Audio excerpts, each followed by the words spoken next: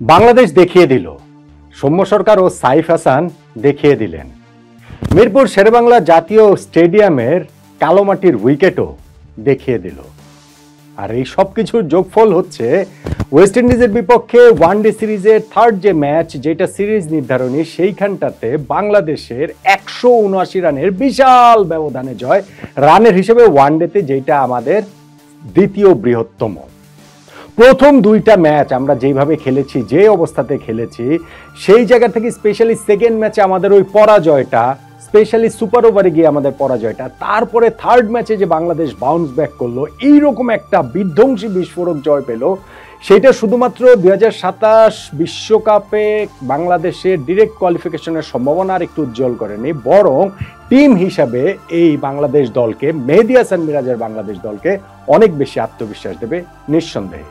সর্বশেষ 4টি one day series Bangladesh হেরেছে, সেইখান থেকে যখন আমরা এরকম একটা সিরিজ জিতবো সেকেন্ড ম্যাচে সুপার ওভারে হেরে যাওয়ার পরে, তখন বাংলাদেশ টিমকে অবশ্যই ক্রেডিট দিতে হবে, হিউজ ক্রেডিট দিতে হবে। এবং সেইখানটাতে বাংলাদেশের এই এত বড় ব্যবধানের জয়ে আসলে টার্নিং পয়েন্ট কোন জায়গাটাতে রয়েছে, সেইখানটাতেও ক্রেডিট দিতে হবে। দেখেন, দুইটা ভাগ করেন, স্পষ্ট ভাগ করেন। ধরেন বাংলাদেশের ইনিংসের প্রথম 25 ওভার, পরের 25 ওভার। প্রথম 25 ওভারে বাংলাদেশ বিনা উইকেটে 176 রান আমরা তুলে ফেলেছি। পরের 25 ওভারে আমরা 10 উইকেট নিয়ে ঢোকা সত্ত্বেও 8 উইকেট হারিয়ে মাত্র 120 রান যোগ করতে পেরেছি। আর ওয়েস্ট ইন্ডিজ তাদের পুরো ইনিংসে 30.1 ওভারে তারা 117 রান করে অল আউট হয়ে গিয়েছে।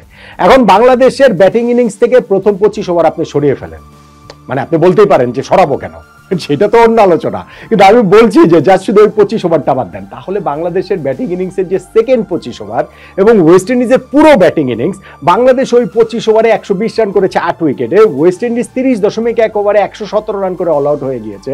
অর্থাৎ এইখানে 55.1 ওভারে এই অংশটাতে খেলার, সেইখানটাতে কিন্তু 137 রান হয়েছে। ওভার প্রতি কিন্তু সেই 4.25 রান করেই আসলে হয়েছে। এবং সেই উইকেটটা, এই রানটা যখন আপনি দেখবেন, এরকম উইকেট হারানো যখন আপনি দেখবেন, তখন এটা আপনি অনেক বেশি প্রথম দুইটা ওয়ানডের সঙ্গে আপনি ওই জায়গাটাতে রিলেট করতে পারবেন। কিন্তু এর আগে যেটা হয়েছে সেইটাকে রিলেট করা যায় না। সৌম্য সরকার এবং সাইফ হাসান যেটা করেছেন সেইটাকে রিলেট করা যায় না। এই ব্যাটসম্যানদের জন্য বদ্ধভূমি, এইটা বোলারদের জন্য স্বর্গভূমি। প্রথম দুইটা ওয়ানডেতে আমরা সেটা দেখেছি। স্পিনাররা এই জায়গাটা থেকে কিরকম পারচেস পেয়েছেন। ওয়েস্ট ইন্ডিজ তো তাদের ওই যে এক ইনিংসে 50 ওভারই স্পিনার দিয়ে করিয়ে রেকর্ডটাই করে ফেলেছিল। ফলে দুটো দলে আজকের ম্যাচে যে অভিন্ন একাদশ নিয়ে খেলতে নেমেছে, সেটাতে খুব একটা সারপ্রাইজিং কোনো এলিমেন্ট ছিল না। পাশাপাশি আপনাকে এটা বলতেই হবে যে সাইফ এবং সৌম্য যে ব্যাটিং করেছেন সেইটাতে সারপ্রাইজিং অনেক এলিমেন্ট ছিল। তারা অ্যাটাকিং ক্রিকেট খেলেছেন এবং সেটার ফলটা তারা তুলে নিয়েছেন। এবং ওয়েস্ট ইন্ডিজ তাদের ওই ওপেনিং পার্টনারশিপ ইনিংসের প্রথম হাফে 25 ওভার পর্যন্ত তারা আসলে ভাঙতেই পারেনি। হ্যাঁ, হাফ চান্স কিছু তাদের এসেছিল, যেমন সাইফ হাসানের বিপক্ষে একবার একটা এলবিডব্লিউ দেওয়া হয়েছিল, তখন তিনি 28 রানে ছিলেন। তিনি ওটা রিভিউ নেওয়ার পর দেখা গেছে যে ব্যাটে একটা ফেইন টাচ হয়েছে, তিনি ওই জায়গাটাতে বেঁচে গিয়েছেন। 40 রানের সময় তার একটা টাফ চান্স ছিল, সেটা ওয়েস্ট ইন্ডিজ ধরতে পারেনি। সৌম্য সরকারের 34 রানের সময় একটা টাফ চান্স ছিল, সেটা ধরতে পারেনি ওয়েস্ট ইন্ডিজ। অবশ্য তাদের পুরো ইনিংসে 5টা-6টা ক্যাচ ইনফ্যাক্ট হচ্ছে গিয়ে তারা ফেলে দিয়েছে। সেটা শান্ত, মিরাজ, হৃদয়, সবার ক্যাচই মোটামুটি তারা আসলে ওই জায়গাটাতে একের পর এক ক্যাচ তারা ফেলেছে। কিন্তু ওই যে ওপেনিং পার্টনারশিপটা সৌম্য সরকার এবং সাইফ হাসানের, সেই ওপেনিং পার্টনারশিপটা প্রথম পাওয়ার প্লে 10 ওভার, সেইটা পেরিয়ে 20 ওভার, সেইটা পেরিয়ে 25 ওভার, 176 রানে তারা যে পার্টনারশিপটা গড়ে ফেললো, ওই জায়গাটাতে কিন্তু ম্যাচে বাংলাদেশ অনেকখানি এগিয়ে গিয়েছে। আনফরচুনেটলি এইখানটাতে সাইফ হাসান এবং সৌম্য সরকার দুজনের কেউ সেঞ্চুরিটা পাননি। দুজনই প্রবাবলি সেঞ্চুরিটা আসলে ডিজার্ভ করতেন।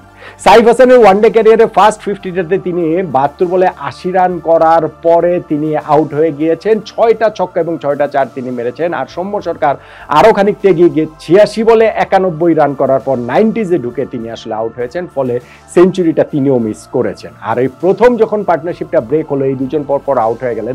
বাংলাদেশ তারপরে কিন্তু পরের অংশের ব্যাটিংটাতেও স্ট্রাগল করেছে মোটা দাগে, আপনি সেটা অবশ্যই বলতে পারেন।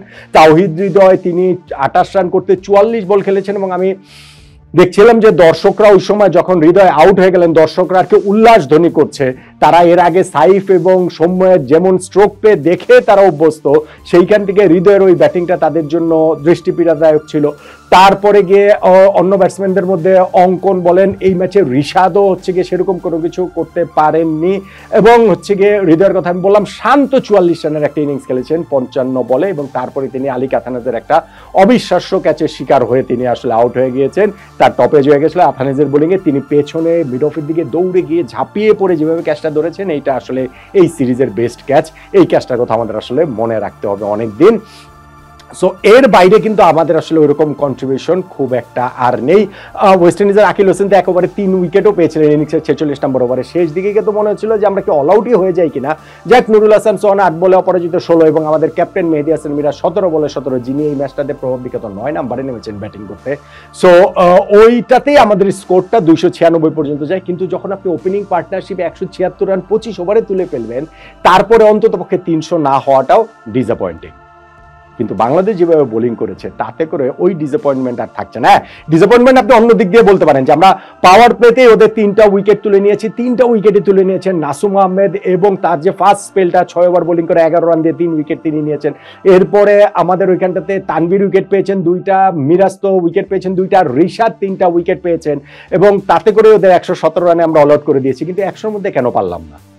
মানে আপনি চাইলেও বলতে পারেন 67 রানে ওদের আমরা 7 উইকেট তুলে ফেলেছিলাম, 97 রানে 9 উইকেট ফেলে দিয়েছিলাম, 100-র মধ্যে ওদের অল আউট করে দেওয়া সম্ভব ছিল। সেই ক্ষেত্রে আমরা আমাদের ওয়ানডে ইতিহাসে রানের হিসাবে সবচেয়ে বড় ব্যবধানে জয়টা পেতাম, সেটা হয়নি। কিন্তু স্টিল ওদেরকে 117 রানে যখন অল আউট করে দিয়েছি, মিরাজ একটা বিউটিফুল ডেলিভারিতে যখন ওইখানটাতে ওয়েস্ট ইন্ডিজের লাস্ট ব্যাটসম্যান আউট হয়ে গেলেন, এই জায়গাটা থেকে কিন্তু আমরা জয় পেয়ে গেছি 179 রান। আমাদের ইনিংসে ইন্টারেস্টিংলি ওয়েস্ট ইন্ডিজের ইনিংসে তারা কিন্তু আজকে ওই গ্রিপসকে দিয়ে, জাস্টিন গ্রিপসকে দিয়ে, পেসারকে দিয়ে বোলিং করিয়েছে, কিন্তু আমাদের ক্যাপ্টেন মেহেদী হাসান মিরাজ আমরা যে 30.1 ওভারে ওদেরকে অল আউট করে দিলাম, সেইখানটাতে আমাদের যিনি পেসার মুস্তাফিজুর রহমান, তাকে দিয়ে কিন্তু 1 ওভারও আসলে করানো হয়নি। তাহলে এই যে ম্যাচটা যে জিতলাম, যেটা বাংলাদেশের কনটেক্সটে গুরুত্বপূর্ণ, 2027 বিশ্বকাপের কথা আমি বলছিলাম যে এই ম্যাচ জয়, সিরিজ জয়ের মাধ্যমে এখন কিন্তু আমরা র্যাঙ্কিংয়ে 10এই রয়ে গেলাম, ওয়েস্ট ইন্ডিজ 9এই রয়ে গেল, কিন্তু আমাদের রেটিং এর পয়েন্টের ব্যবধানটা কিন্তু একটু কমে এসেছে। আমাদের রেটিং এখন 76, ওয়েস্ট ইন্ডিজের 79, অর্থাৎ মাত্র 3 রেটিং পয়েন্টের ব্যবধান। এই ম্যাচটা হেরে গেলে সেটা 8 হয়ে যেত, আমাদের জন্য অনেক টাফ হয়ে যেত। ফলে 2027 বিশ্বকাপটা আবার সরাসরি কোয়ালিফাই করার একটা সম্ভাবনার জায়গাটা বাংলাদেশে তৈরি হলো, তার চেয়ে বেশি তৈরি হয়েছে আসলে টিম হিসাবে বাংলাদেশকে নতুনভাবে আবার রিবিল্ড করার একটা সুযোগ। এরকম বিশাল ব্যবধানে ম্যাচ জয় এবং সিরিজ জয় বাংলাদেশকে এনে দিয়েছে। ম্যাচের টার্নিং পয়েন্ট কোনটাকে বলবেন? দেখুন, আমি আলোচনার শুরুতে একটা কথা বলেছিলাম যে আপনি বাংলাদেশের ব্যাটিং ইনিংসের পরের 25 ওভার এবং ওয়েস্ট ইন্ডিজের ব্যাটিং ইনিংসের পুরোটা 30.1 ওভার যে তারা ব্যাটিং করেছে, এই অংশটুকু যদি নেন, সেই অংশটুকু অ্যাবসলিউটলি প্রথম 2টা ওয়ানডের মতো। ডিফারেন্সটা কোন জায়গায়, পার্থক্যটা কোথায়? পার্থক্য হচ্ছে গিয়ে আমাদের ব্যাটিং ইনিংসের প্রথম 25 ওভার, যেই জায়গাটাতে আমাদের 2 ওপেনার 176 রানের পার্টনারশিপ তুলে ফেলেছে, এবং সেইটাই আমার কাছে মনে হয় এই ম্যাচ জয়ের বাংলাদেশের টার্নিং পয়েন্ট। আমাদের ওপেনিং পার্টনারশিপ, হ্যাঁ আমাদের যে টাফ চান্স তারা মানে ওয়েস্ট ইন্ডিয়ান ফিল্ডাররা মিস করেছে, আউট দিয়ে দিয়েছিল সাইফকে, সেটাকে রিভিউ নিয়ে সাইফ বেঁচে গেছেন, এগুলো কিছু তো রয়েছে, কিন্তু মোটা দাগে ওই ওপেনিং পার্টনারশিপটাই আসলে এই ম্যাচটাতে ডিফারেন্সটা মেক করে দিয়েছে, এবং যেই কারণে আমরা এই ম্যাচটা জিততে পেরেছি। আমাদের সিরিজ জয়টা নিশ্চিত হয়েছে। বাংলাদেশের সাইফ হাসান ও সৌম্য সরকারের 176 রানের যে ওপেনিং পার্টনারশিপ, যেটা বাংলাদেশের ক্রিকেট হিস্ট্রিতে ওয়ানডেতে দ্বিতীয় বৃহত্তম সর্বোচ্চ আসলে ওপেনিং পার্টনারশিপ, ওইটাকেই তাই বাংলাদেশের এই ম্যাচ জয়ের এবং সিরিজ জয়ের টার্নিং পয়েন্ট বলে মনে হচ্ছে।